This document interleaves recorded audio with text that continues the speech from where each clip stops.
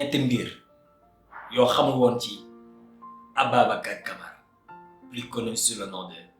Aba No Stress. Mesdames, Messieurs, amis internautes, ñoo ngi leen nuyu di leen ziar di leen jox seen wàccuwaay et bienvenue dans un autre numéro de Kaddu, votre chronique qui vous donne toutes les actualités en temps réel et aussi essayer de vous donner une meilleure facette de vous-même. Aba No Stress muy yow muy man dañu xëy rek gis benn gars bu rigolo bu saf bëri bayre mais derrière cet homme il y a une histoire et cette histoire di nga xam léegi.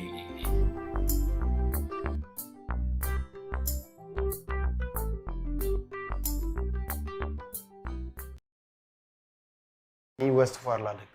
mais yëmbal laa juddoo fa laa yaroo voilà lu bari sama enfance foofu laa ko dundee quoi. yëmbaluwaa la banlieusard la donc jóge ci famille boo xam ni da ngay dégg ñu ne maa ngi bàyyeekoo ci famille boo xam ni dañoo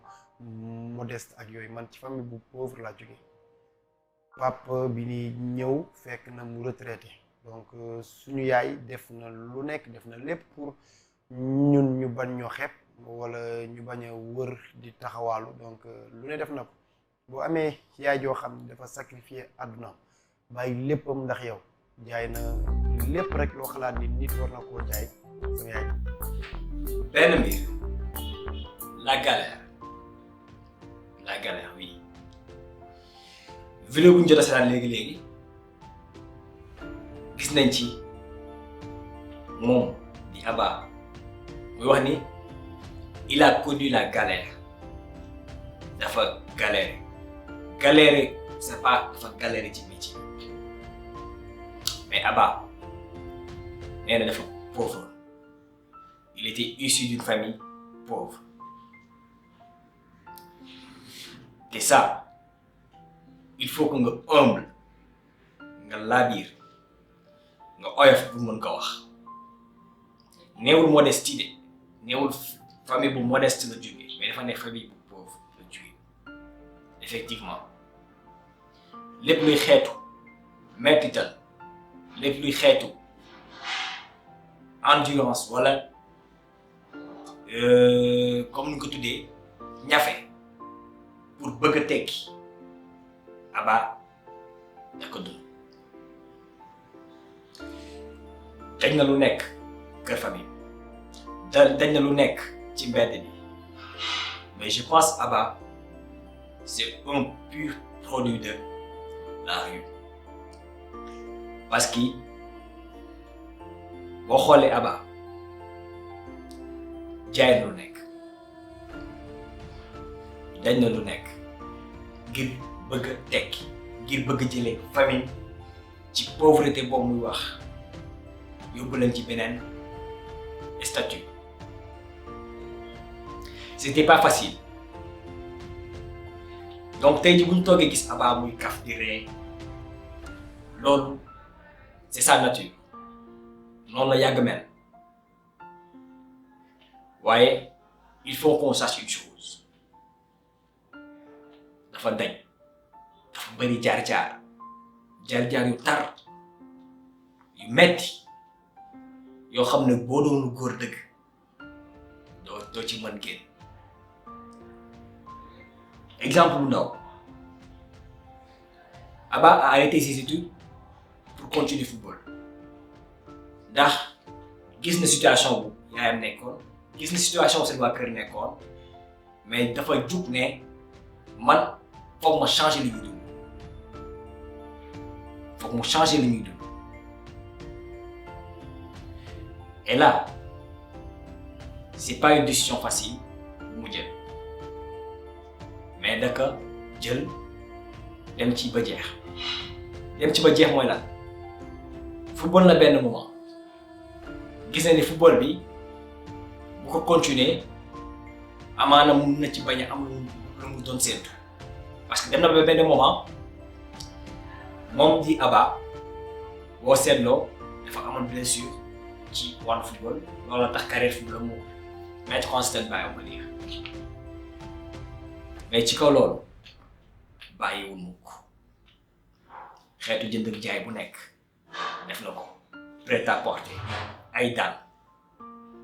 ñi naan jaay na café loolu yëpp pour bañ a bàyyi. J'ai regardé aussi tamit dans un interview boo xam ne mu ngi def ay témoignages yu rafet yoo xam ne ci jabar ji parce que jabar ji à l'époque nee na Aba 1000 francs da ko doon të Aba mooy wax 2000 la ko doon të jabar ji lay soxla am soxla mais Aba du ko mën fayal soxla yooyu loolu metti ko mu am jabar yu jàmbaare jabar ju ko gëmoon jabar joo xam ne gëm na ni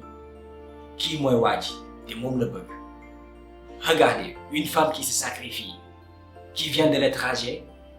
qui a fait à l'étranger 11 ans, mu ñëw ne déedéet lépp bàyyi naa ko ginnaaw ndax Aba. Il faut être une femme forte. Il faut être une femme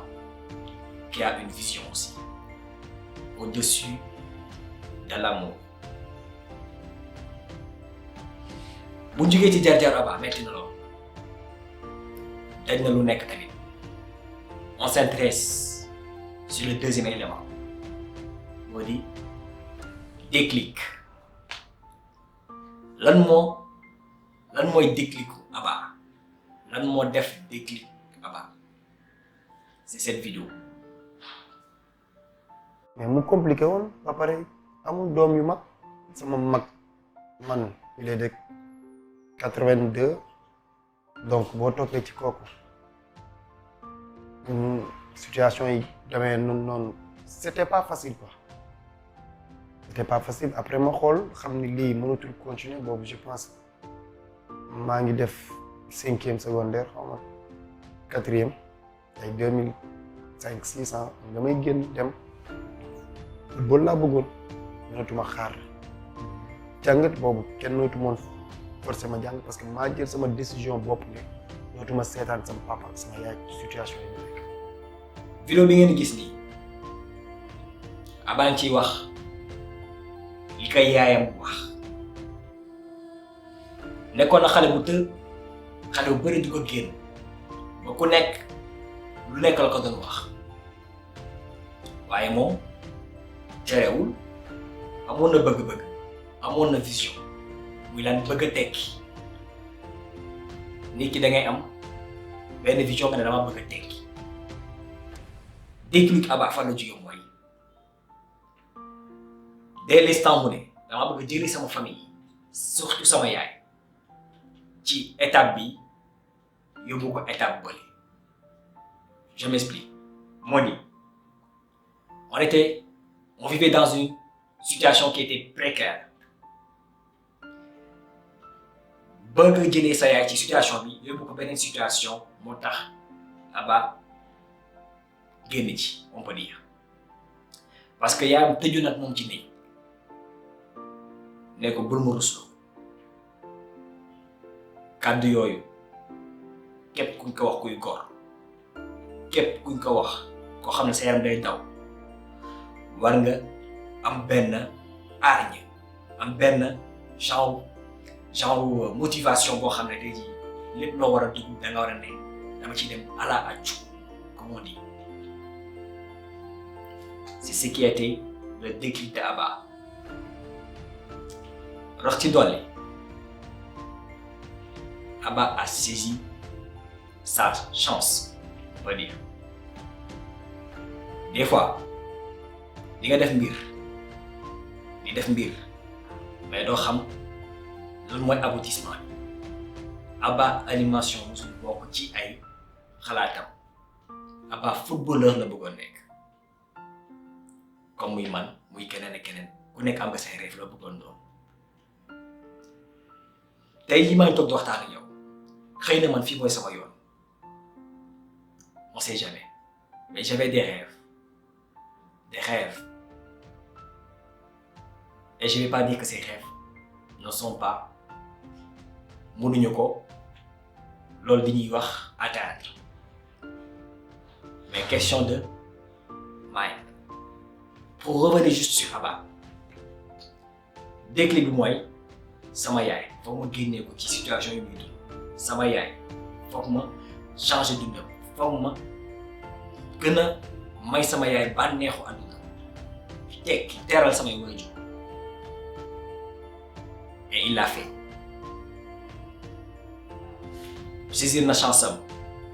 ci benn mbir moo di lan lors d'une prestation on peut dire lors d'une festivité foofu di grand théâtre Wally Seck benn panne ci la Abba saisir chance am ba tey nii. Les détails je vais pas y revenir. Mais une chose est sûre, Abba dafa daj na waaye ci biir daj bi jëm na essayé lu nekk essayé na jaay essayé na ba tey mu ngi jaay mais lépp pour bëgg a tekki. Donc l'élément déclencheur c'est sa femme, c'est sa mère. Au-delà de sa mère, sa famille et sa femme.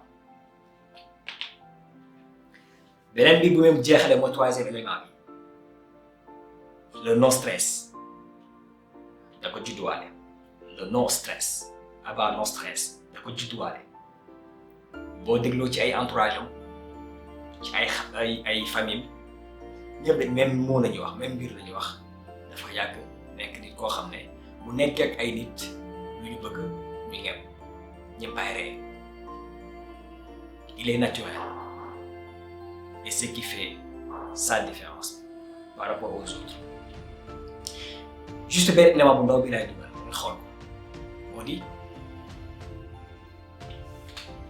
nee na moom parewul pour nekk numéro 2 wu kenn. man musuma bëgg mais bu dee am naa ci ay idole am naa ci ñoo xam ni ñoom lay xool musuma bëgg nekk numéro 2 pour kenn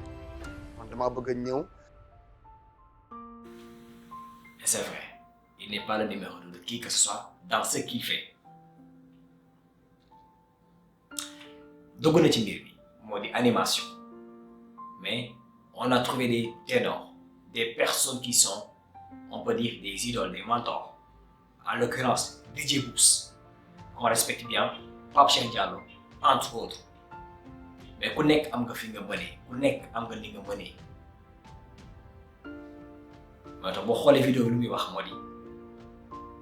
nee na du nekk numéro 2 kenn ku nekk numéro 1 day nekk numéro 1 ci li mu doon moom mu nekk numéro 1 ci li mu doon moo di wàllu humoriste et ça lui a marché. Juste pour retenir une chose moo di dans la vie il faut avoir une ambition de vouloir réussir am gëm-gëm am vision